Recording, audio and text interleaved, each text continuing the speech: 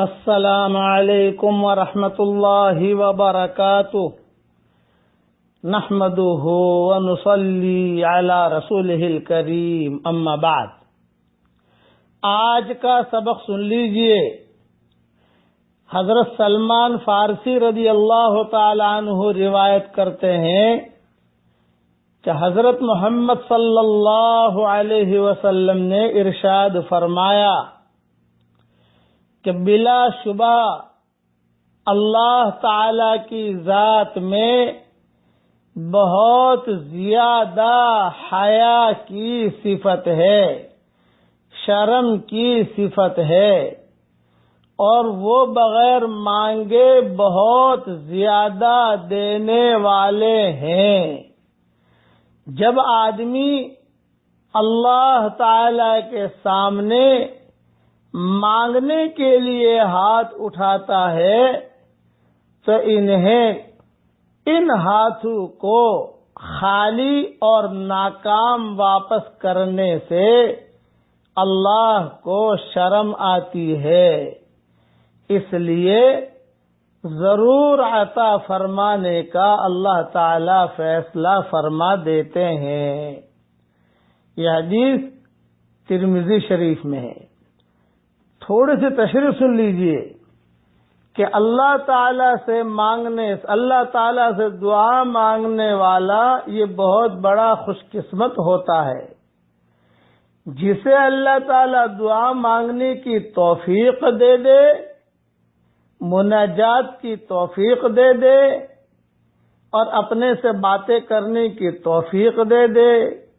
یہ دلیل ہے کہ اللہ اس سے راضی ہے، اس لیے دعا مانگتے رہنا چاہیے۔ یہ نہ سمجھیے کہ میری دعا تو قبول نہیں ہوتی، نہ، فائدہ ہی فائدہ ہے۔ کبھی اللہ تعالیٰ دے دیتے ہیں، کبھی بعد میں دیتے ہیں، کبھی یعنی دعا مانگنے والا کبھی بھی نامراد نہیں ہوتا، اس لیے اس سے مانگتے رہنا چاہیے۔ اب ایک دعا میرے ساتھ مانگ لیجئے۔ اللہم انی اسألک من کل خیر خزائنہ بیدک واعوذ بک من کل شر خزائنہ بیدک۔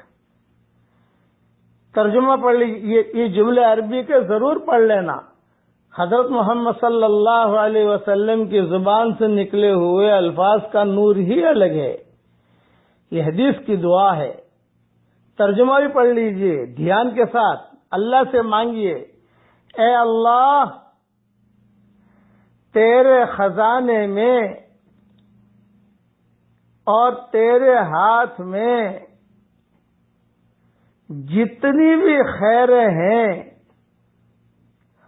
میں اس کا سوالی ہوں، وہ مجھے عطا فرما۔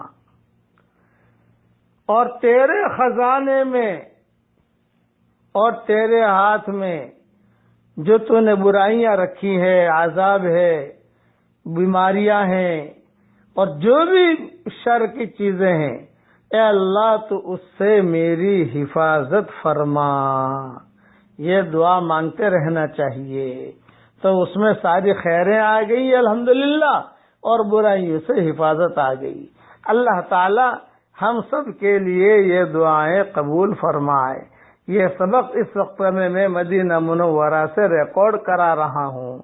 آپ کو جب پہنچے گا اس وقت میں پتہ نہیں ہم کہاں ہوں گے، لیکن مدینہ منورہ کی سرزمین سے سبق ریکارڈ کرا رہا ہوں، اور دعا کرتا ہوں کہ اللہ ہر مسلمان مرد اور عورت کی پریشانیوں کو تو دور فرما، اور ہر مسلمان مرد اور عورت کے لیے ساری خیریں تو مقدر فرما۔